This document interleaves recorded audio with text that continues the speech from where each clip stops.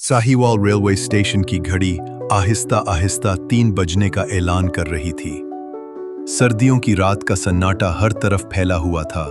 Signal की सुर्ख रोशनी धुंध में मध्यम सी चमक रही थी, जैसे किसी दूर के गांव में कोई छोटा सा दिया जल रहा हो। मैं प्लेटफॉर्म के किनारे खड़ा था, हाथ जेबों में दबाए हुए। सर्द हवा मेरी उंगलियों को काट रही थी और सांस से निकलती भाप धुंध में घुल रही थी। दूर चाय वाले की मध्यम सी आवाज आई, गर्म चाय, बस अभी अभी दम दी है। प्लेटफॉर्म पर चंद ही मुसाफिर थे। कुछ कंबल में लिपटे बेंचों पर सो रहे थे, कुछ अपने सामान पर बैठे ट्रेन का इंतजार कर रहे थे।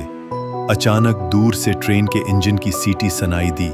धुंध के बीच से पीली रोशनी की लकीर नमूदार हुई और पहियों की चरचराहट के साथ स्टेशन के सुकूत को तोड़ती हुई करीब आ गई। ये मेरा पहला तवील सफर था, साहिवाल से कराची, वो भी इकोनॉमी क्लास में। मैंने अपने बैग का पट्टा मजबूती से थामा और जैसे ही ट्रेन रुकी, धक्कम पेल के बीच डब्बे में कदम रखा। अंदर रश इतना था कि खड़ा होना भी मुश्किल।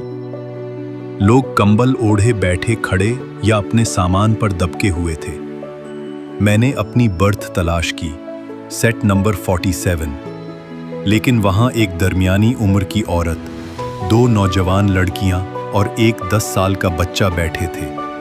मैंने मुअद्दिब लहजे में कहा, आंटी, ये मेरी सेट है, मैंने बिक कर रखी है।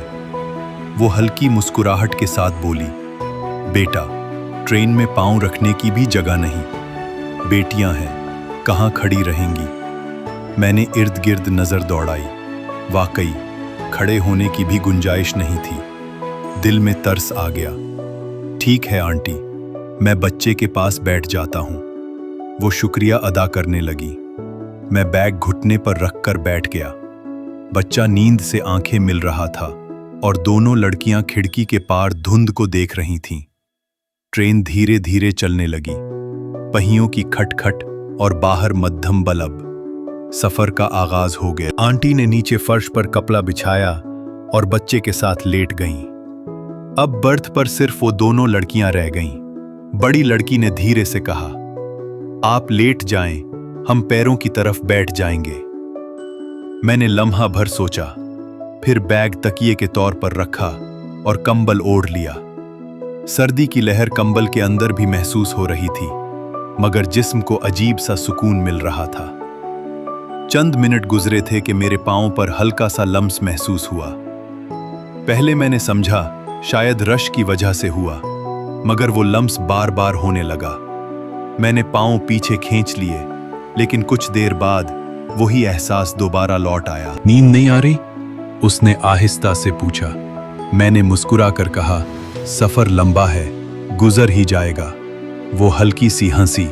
हम आहिस्ता आहिस्ता बात करने लगे। उसने बताया कि वो अपनी वालदा, बहन और भाई के साथ सादिकाबाद जा रही है। मैंने भी अपने सफर का जिक्र किया। उसके लहजे में नरमी भी थी और एक मासूम सी शरारत भी, जैसे वो हर लफ्ज तोल कर बोल रही हो। ट्रेन के हल्के झटके और बाहर की धुंध ने माहौल को और खामोश कर दिया था। आंटी और बच्चा गहरी नींद में थे और छोटी बहन आंखें मूंदे बैठी थी। बड़ी बहन ने कंबल जरा सा खिसकाया और कहा, ठंड लग रही है, थोड़ा कंबल इधर कर दें। मैंने कंबल का किनारा उसकी तरफ कर दिया। हमारे हाथ एक लम्हे को छू गए। उसने हाथ पीछे नहीं खींचा, बल्कि हल्का सा दबाव डाला, जैसे वो लम्स महसूस कर रही हो। कभी वो खिड़की के बाहर धुंध को देखती, कभी मेरी तरफ। मैं महसूस कर रहा था कि ये महज आम गुफ्तगू नहीं थी, इसमें एक अजीब सा खिंचाव था। आखिरकार नींद ने आहिस्ता आहिस्ता मेरी आंखों को भारी कर दिया। मैं कंबल में लिपट कर सो गया। जब आंख खुली तो सूरज की किरणें खिड़की से अंदर आ रही थीं।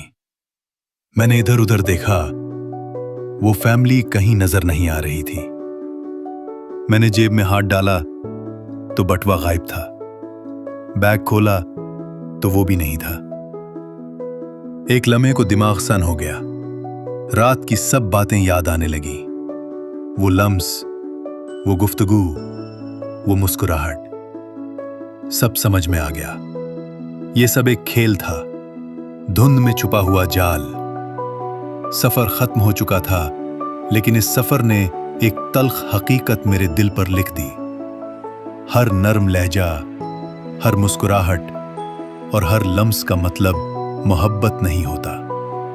کبھی کبھی وہ صرف جیب تک پہنچنے کا راستہ ہوتا ہے۔